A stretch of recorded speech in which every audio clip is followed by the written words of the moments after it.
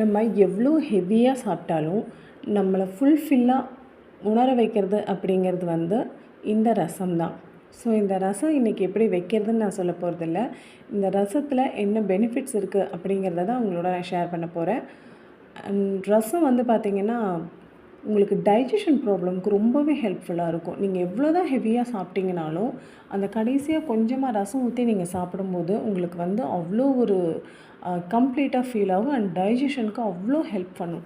நீங்கள் நார்மலாகவே வந்து எனக்கு வயிறு உப்புசமாக இருக்குது, நெஞ்செரிச்சலாக இருக்குது, அந்த மாதிரி ஏதாவது நெஞ்சை கரிச்சிட்ருக்கு அப்படின்லாம் சொல்லுவாங்க இல்லையா? அந்த மாதிரி விஷயங்களுக்கெலாம் வந்து இந்த ரசம் ஊற்றி நீங்கள் சாப்பிட்டிங்கன்னா அவ்வளோ ஹெல்ப்ஃபுல்லாக இருக்கும்.